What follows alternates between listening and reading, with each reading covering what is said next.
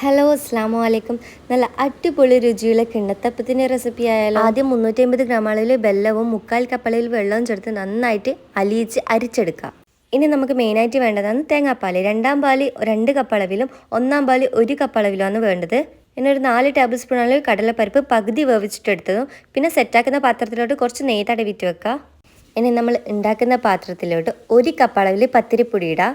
ഇടിയപ്പത്തിനൊക്കെ എടുക്കുന്ന പത്തിരിപ്പൊടിയാണ്. അതിലേക്ക് രണ്ടാം പാലും ചേർത്ത് നന്നായിട്ട് കട്ടകളൊന്നും ഇല്ലാണ്ട് മിക്സാക്കിയ ശേഷം ശർക്കര പാനിയും കൂടി ഒഴിച്ചു കൊടുക്കുക. എന്നിട്ട് ഫ്ലെയിമിൽ വെച്ചിട്ട് ഒരു മീഡിയം ടു ലോ ഫ്ലെയിമിൽ വെച്ചിട്ട് നന്നായിട്ട് തിളപ്പിച്ചെടുക്കുക. ഇതിലേക്ക് 1 ടീസ്പൂൺ അളവിൽ ഏലക്കാപ്പൊടിയും ആവശ്യത്തിന് ഉപ്പും ചേർത്തിട്ട് കുറച്ച് കുറുകി വരുമ്പം കടലപ്പരിപ്പും ഒന്നാം പാലും ചേർത്തെടുക്കുക. എന്നിട്ട് ഇതിലേക്ക് 2 ടേബിൾ സ്പൂൺ അളവിൽ വെളിച്ചെണ്ണയും 1 ടേബിൾ സ്പൂൺ അളവിൽ നെയ്യും കൂടി ചേർത്ത് നന്നായിട്ട് മിക്സാക്കി എടുക്കുക. എന്നൊരു സ്റ്റീൽ ഗ്ലാസ് എടുത്തിട്ട് ഒന്ന് തട്ടിച്ച് വെക്കുമ്പോൾ നന്നായിട്ട് ഒട്ടിപ്പിടിക്കുന്നുണ്ട്. അപ്പോൾ ഇതിൻ്റെ പാകം ആയിട്ടില്ല എന്നർത്ഥം.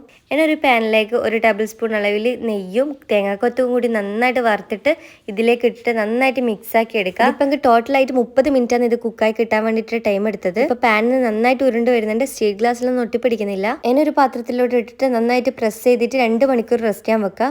അതിനുശേഷം കട്ട് ചെയ്തിട്ട് കഴിക്കുക. അടിപൊളി ടേസ്റ്റുള്ള ഒരു കിണ്ണത്തപ്പത്തിൻ്റെ റെസിപ്പിയാണ്. എല്ലാവരും ഒന്ന് ട്രൈ ചെയ്ത് നോക്കുക.